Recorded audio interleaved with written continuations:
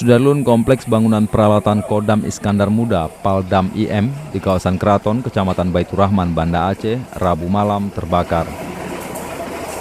Tidak ada korban jiwa dalam peristiwa itu. Sementara kobaran api menghanguskan kantor, koperasi, aula, serta sebuah gudang pengecatan.